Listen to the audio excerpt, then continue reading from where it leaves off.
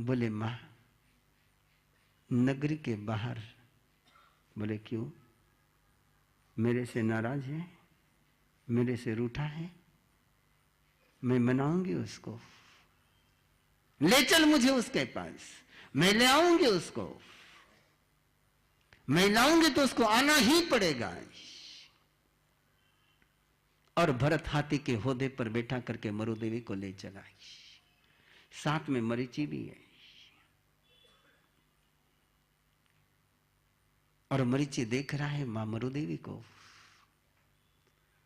बेटे के लिए, बेटे के मिलने के अरमानों में, बेटे के मिलने के सपनों में मां के चेहरे पर कैसे कैसे फूल खिला दिए देख रहा है मरीचि। हाथी के होदे पर बैठी हुई मरुदेवी, और उसके दुनिया में कोई नहीं है, कोई नहीं है उसके दुनिया में, एक ही है, एक ही है। जे अनन्य दंसी से अनन्या रमे, जे अनन्या रमे से अनन्य दंसी। जो अनन्य हो जाते हैं प्रभु से, जो अनन्य हो जाते हैं प्रभु से, जिनके तन मन जीवन में प्रभु के अलावा कोई नहीं होता है, वे प्रभु ही हो जाते हैं। और मरुदेवी के अंतर मन में ऋषभ के अलावा कोई नहीं है, अनन्य हो गई, अन्य कोई है ही नहीं, अन्य कोई है ही नहीं। और जो अनन्य हो जाता है अपने मंजिल से वो मंजिल पर पहुंच ही जाता है।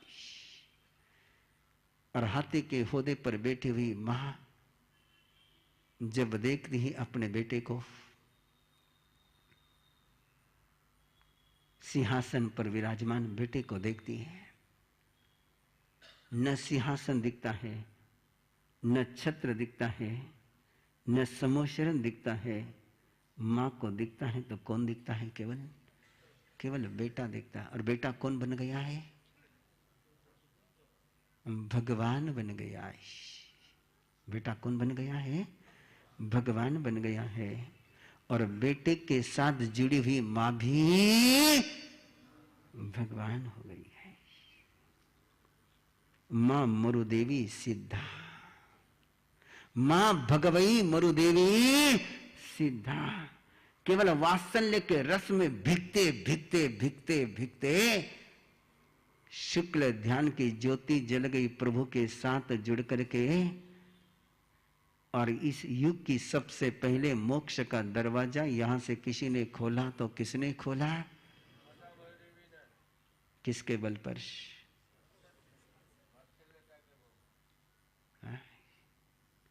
यदि ये वात्सल्य इनमें जग जाए तो,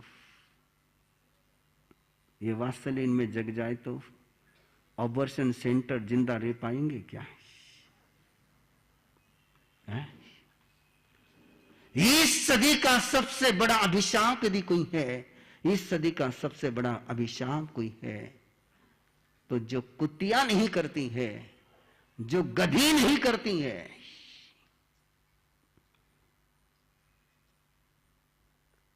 नागन भी बच्चे को जन्म देने के बाद खाती है।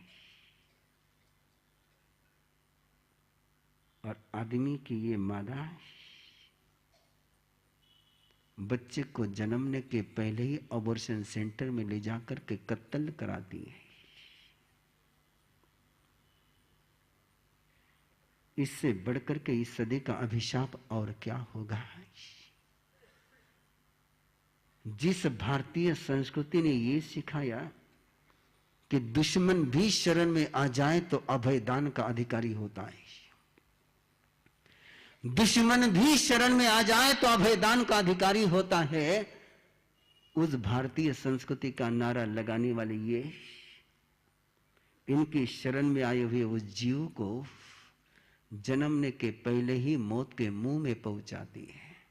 जिस पर दायित्व था मौत से बचाने का, जिस पर जिम्मेदारी थी मौत से बचाने की, वही जब मौत के मुंह में पहुंचाने लगे तो क्या काम आएंगे मंदिर, और क्या काम आएंगे तीर्थ, और क्या काम आएंगे प्रवचन।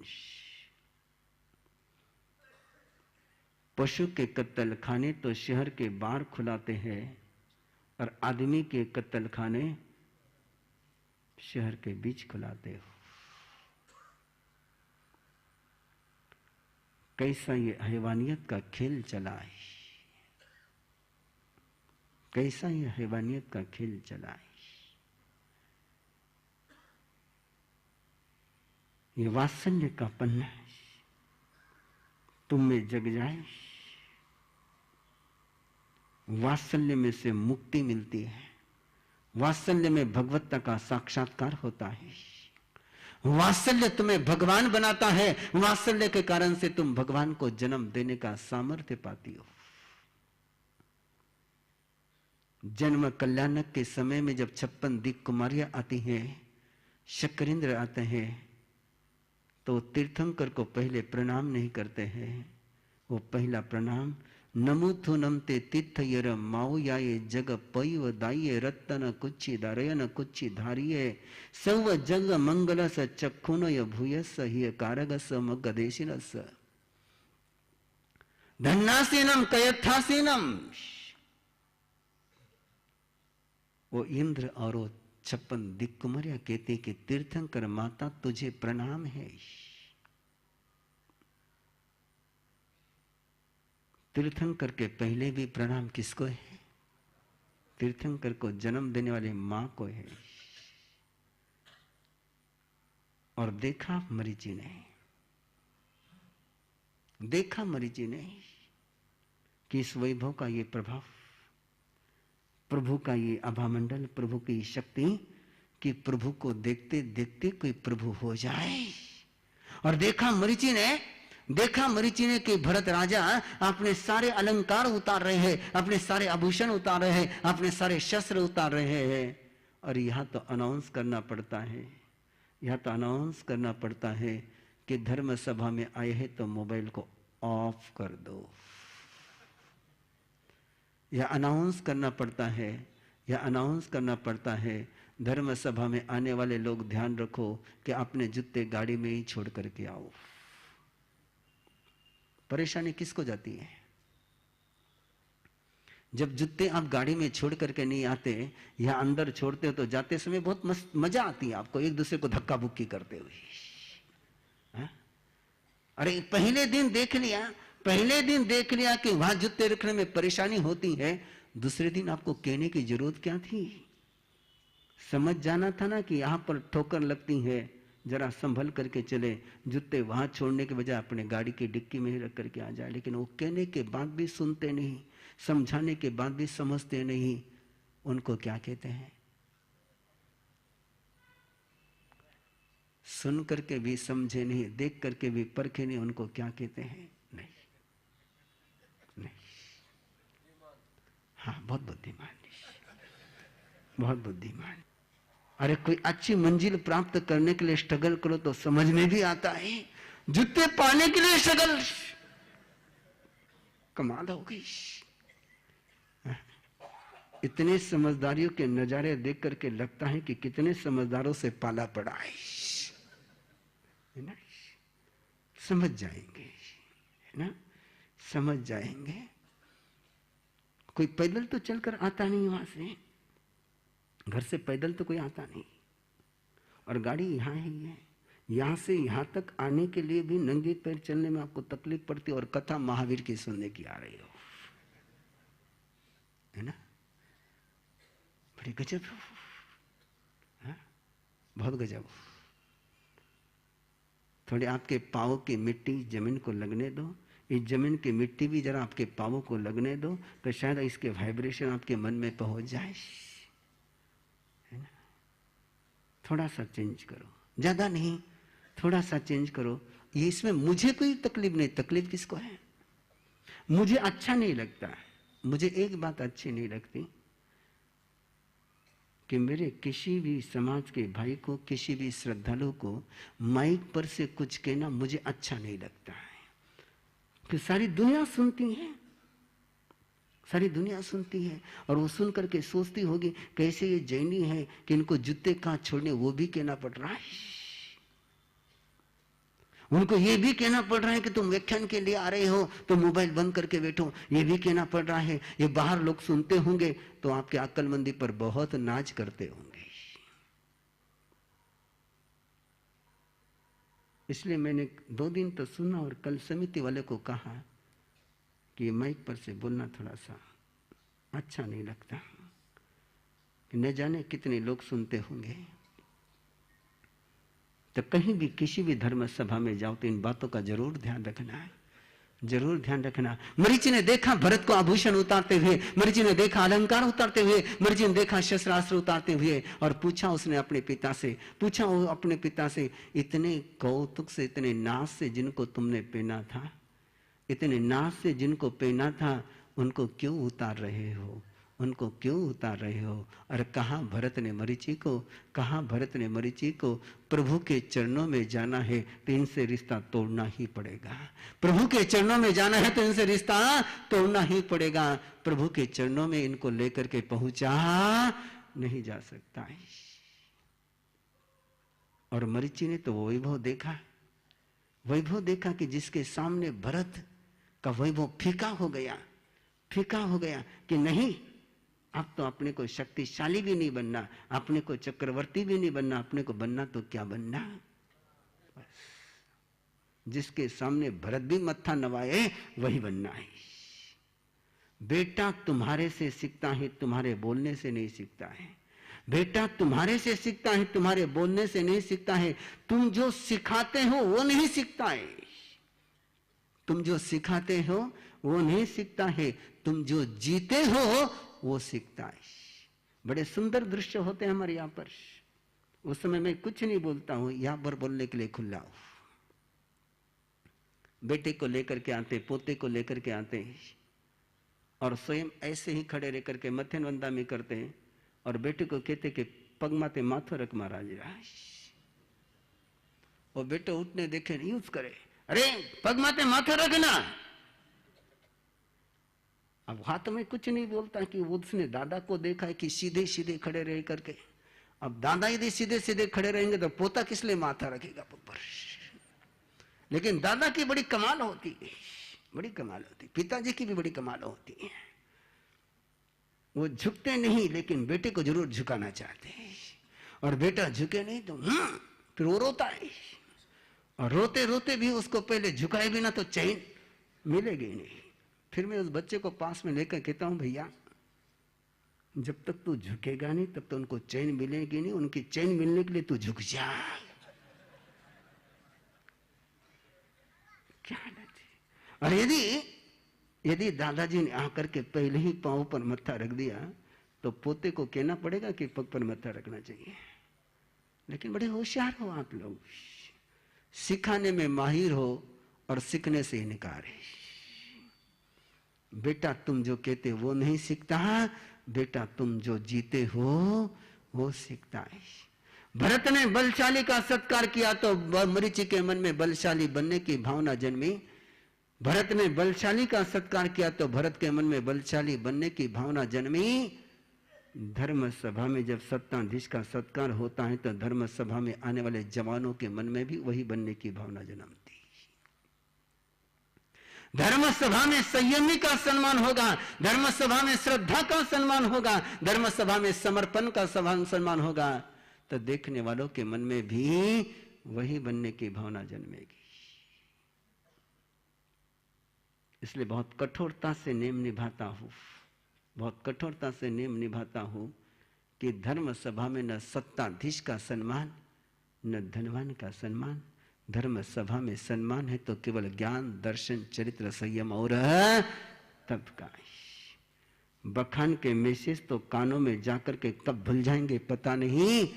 आपके सिस्टम से जो मैसेज जाता है वो पक्का होता है, वो पक्का होता है। इसलिए मूल्य जुबान पर नहीं, मूल्य व्यवस्थाओं में आने चाहिए। मूल्य जुबान पर नहीं, मूल्य व्यवस्था में आने चाहिए। मूल्य बखान में नहीं, प्रैक्टिकल में आने चाहिए। और जिस दिन तुम्हारी व्यवस्थाओं में धर्म का मूल्य प्रकट हो जाएगा, जवानों को कहना नहीं पड़ेगा, जवानों को कहना नहीं पड़ेगा धर्म सभा में आने के लिए, वो यूं ही दौड़ करके आ जाएंगे।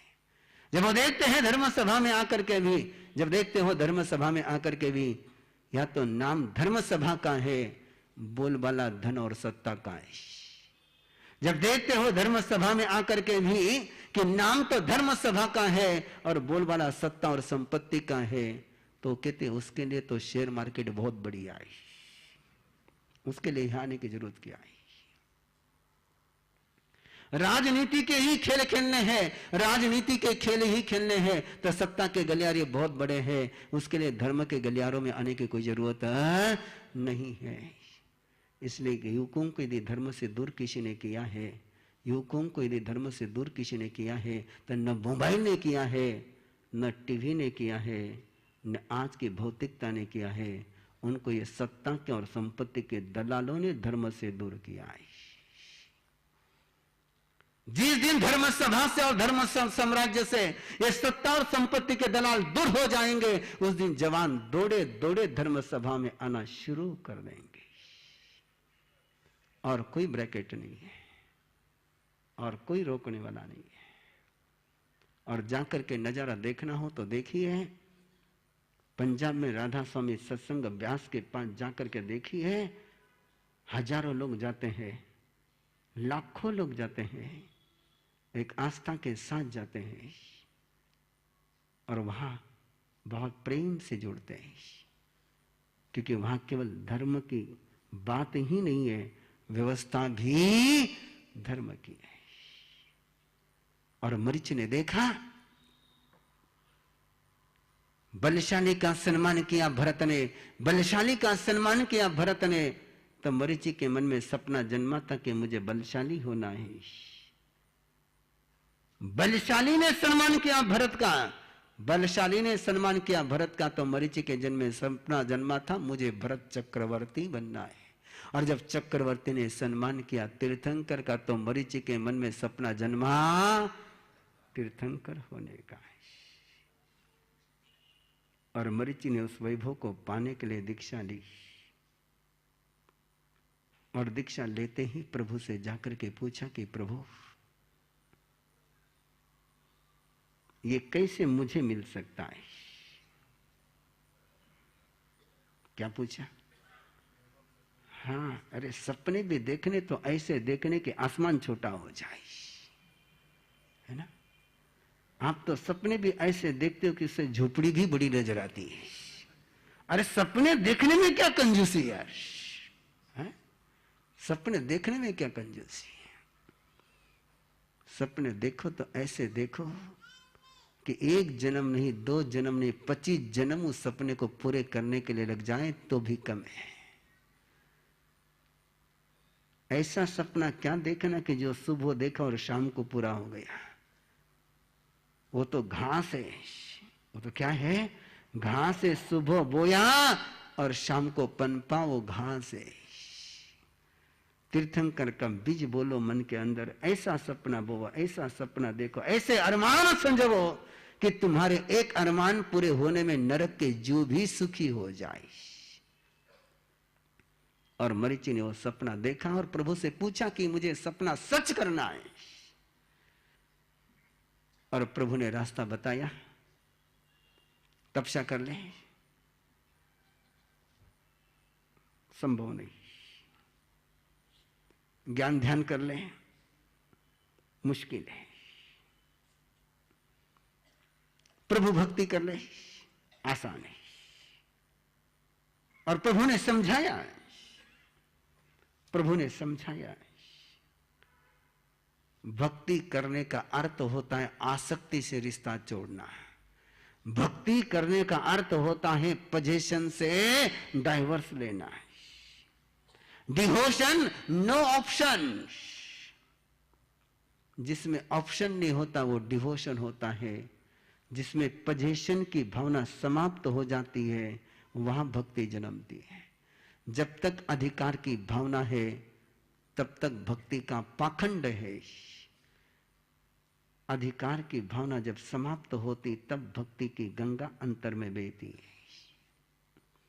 जो कुछ है प्रभु तेरा, तन भी तेरा, मन भी तेरा, सब कुछ तेरा है। मेरा किसी पर अधिकार नहीं, तेरा अधिकार सब पर है। आप बहुत होशियार हो, आप सब दे देते हो, अधिकार सुरक्षित रख लेते हो, सब दे देते हो। सुरक्षित किसको रखते हो? अधिकार। और अधिकार नहीं छोड़ा तो धिक्कार मिलता है, और अधिकार छोड़ा तो प्रभु मिलता है। अरे अर्जुन ने अधिकार छोड़ा, अर्जुन ने अधिकार छोड़ा तो श्री कृष्ण ने घोड़ों रथ का सारथ्य किया, और दुर्योधन ने अधिकार नहीं छोड़ा तो मौत को मुंह में चला गया। मरीचि ने उस रास्ते को अपनाया, प्रभु भक्ति में तन्मय हो गया, तल्लीन हो गया, प्रभुमय हो गया। लेकिन प्रभुमय होते होते होते होते होते एक दिन झटका लग गया, छोटा सा झटका लग गया कि प्रभु ने बखान दिया, प्रभु ने प्रवचन दिया, संतों को समझाया कि कभी तुम जाओगे, विहार करोगे, और विहार करते समय धूप चढ़ जाएगी, तुम्हारे पास का पानी पूरा हो जाएगा, तुम्हें प्यास लग जाएगी, पास में पानी होगा, नदी में पानी बहता होगा, लेकिन वो पानी तुम्हारे पीने के काम नहीं आएगा। ऐसे समय में प्यास बुझाने के लिए मर्यादा को मत बुझा देना, मर्यादा को मत बुझा देना। प्राण की ज्योत बुझ जाए तो चल जाएगा, प्राण की ज्योत जब बुझ जाए तो चल जाएगा, लेकिन प्रण को बुझने मत देना। और मरीचि ने सुना, ऐसा भी कभी हो सकता है क्या? ऐसा भी कभी हो सकता है कि ऐसी प्यास लग सकती है क्या? और ऐसा ही सोचते सोचते सो गया, और सोते सोते तो आपको पता ही, जो सोचते वो सपना शुरू हो गया। कि मरीचि को लगा कि मैं विहार कर रहा हूं, प्यास लगी, ऊपर सूरज तप रहा है और कोई पानी नजर नहीं आ रहा है, और अभी पानी नहीं मिला तो मौत पक्की है, और अब तक प्रभु बनने का वरदान, प्रभु बनने की साधना अधूरी है। एकदम नींद में से खट दी से उठ गया, देखा रे कुछ नहीं, न धूप है न प्यास है। लेकिन मरीचि के मन में आशंका का जन्म हो गया। आगे क्या होता है कल देखेंगे। आज यहीं पर ओम शांति। मंगल पाठ।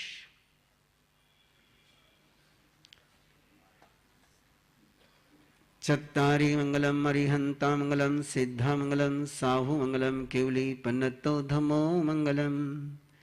चत्तारि लघुत्तमा अरिहंता लघुत्तमा सिद्धा लघुत्तमा साहु लघुत्तमा केवली पन्नतो धमो लघुत्तमा।